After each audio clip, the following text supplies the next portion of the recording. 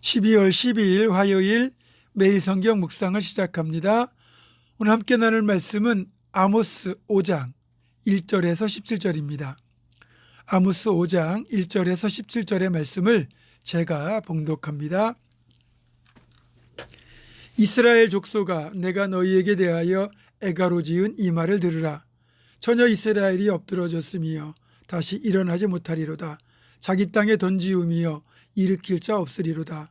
주 여호와께서 이와 같이 말씀하시되 이스라엘 중에서 1000명이 행군에 나가던 성읍에는 100명만 남고 100명이 행군에 나가던 성읍에는 10명만 남으리라 하셨느니라.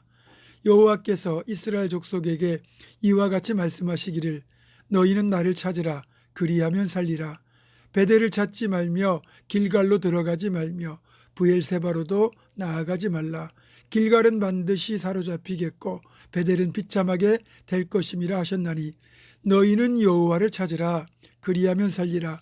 그렇지 않으면 그가 불같이 요셉의 집에 임하여 멸하시리니 베델에서 그 물들을 끌 자가 없으리라.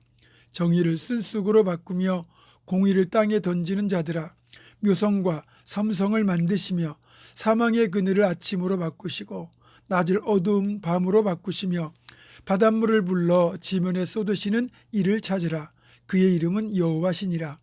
그가 강한 자에게 갑자기 패망이 이르게 하신즉 그 패망이 산성에 미치느니라. 무리가 성문에서 책망하는 자를 미워하며 정직히 말하는 자를 싫어하는도다. 너희가 힘없는 자를 밟고 그에게서 미래 부당한 세를 거두었은즉 너희가 비록 다듬은 돌로 집을 건축하였으나 거기 거주하지 못할 것이요 아름다운 포도원을 가꾸었으나 그 포도주를 마시지 못하리라. 너희의 허물이 많고 죄악이 무거움을 내가 아노라. 너희는 의인을 학대하며 뇌물을 받고 성문에서 가난한 자를 억울하게 하는 자로다. 그러므로 이런 때에 지혜자가 잠잠하나니 이는 악한 때임이니라. 너희는 살려면 선을 구하고 악을 구하지 말지어다. 만군의 하나님 여호와께서 너희의 말과 같이 너희와 함께 하시리라. 너희는 악을 미워하고 선을 사랑하며 성문에서 정의를 세울지어다. 만군의 하나님 여호와께서 혹시 요셉의 남은 자를 불쌍히 여기시리라.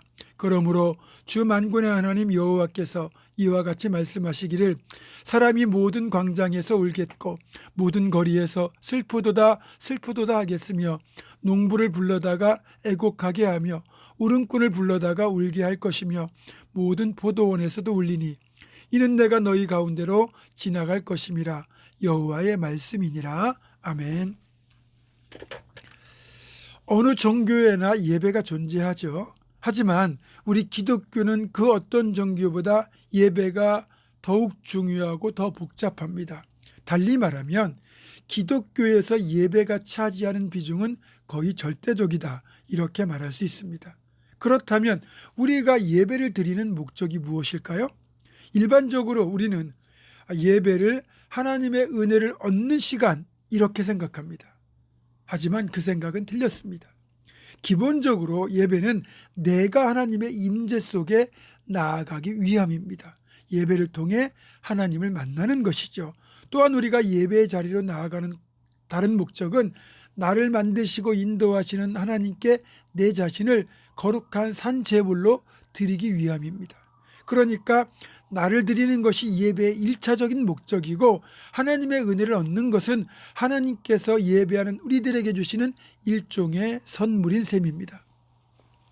우리가 선교를 하는 목적도 그 마지막은 영혼 구원, 복음 전파를 넘어서 그들로 하여금 하나님을 예배하도록 하기 위함입니다. 그만큼 예배는 우리를 창조하신 목적이며 지금도 우리의 존재 목적이기도 합니다. 따라서 어떤 상황일지라도 우리는 하나님을 온전히 예배하기에 힘써야 됩니다. 그런데 하나님을 예배하려면 어디로 가야 되는 걸까요? 우리는 본능적으로 예배당을 떠올리잖아요. 유대인들은 예루살렘 성전을 떠올렸습니다. 구약시대에 하나님께서 언약궤를 만들게 하시고 언약궤를 덮은 덮개 위에 만들어진 그룹이라는 두 천사 날개 사이에서 우리를 만나주시겠다고 약속하셨기 때문에 성소가 만들어진 이후에는 하나님을 만나려면, 하나님을 예배하려면 당연히 성소를 찾아가야 됐습니다. 그러나 예수 그리스도 이후 더 이상 건물로서의 성전, 장소로서의 성전은 존재하지 않습니다.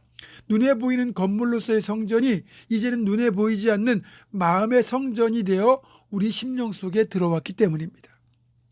따라서 우리는 우리가 걸어다니는 성전이 되었기 때문에 어느 곳에 있든지 우리가 하나님을 예배하기 위하여 엎드린 그곳이 곧 예배당이요 성소가 되는 것입니다. 이 사실을 요한복음 4장에서 확인할 수 있습니다. 사마리아 수가에 있는 작은 마을의 우물가에서 주님은 한 여인을 만나서 대화를 나누기 시작했죠. 물 좀 달라고 요청하시는 주님의 말씀으로부터 시작해서 이 여인과의 대화가 이어지고 이야기의 주제는 예배로 옮겨갔습니다.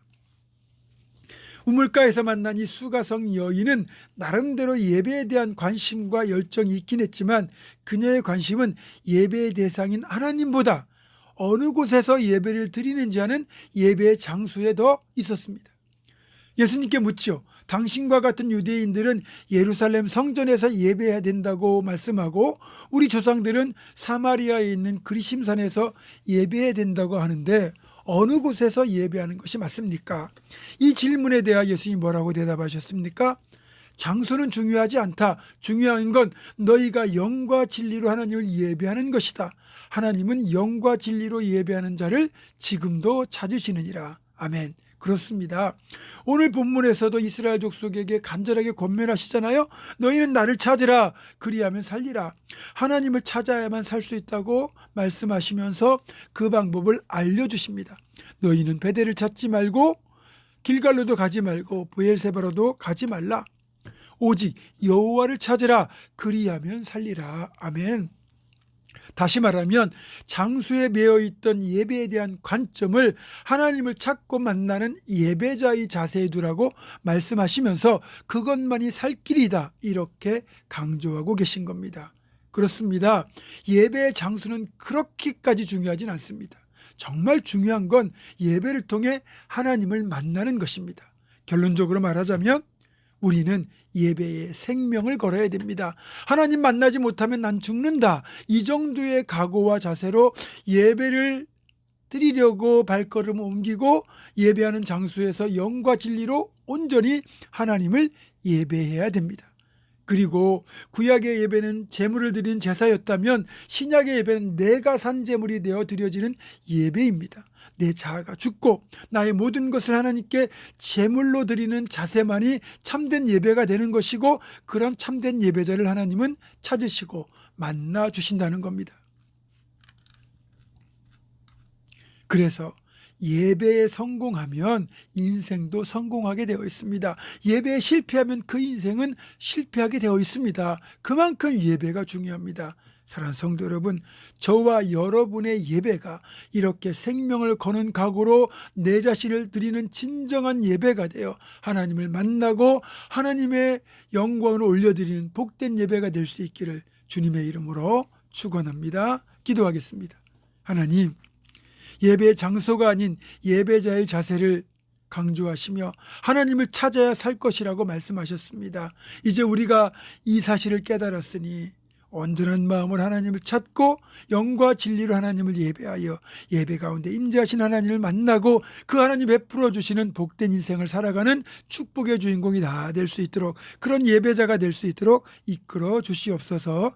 예수님의 이름으로 기도하옵고 이제는 우리 주 예수 그리스도의 은혜와 하나님의 사랑과 성령의 교통하심이 온전히 하나님을 찾고 예배하는 예배자가 될 것을 굳게 결단하는 사랑하는 모든 성도들 이들의 삶과 가정과 생업과 앞날과 우리 교회 위에 지금부터 영원토록 함께 하시옵기를 간절히 축원하옵나이다. 아멘.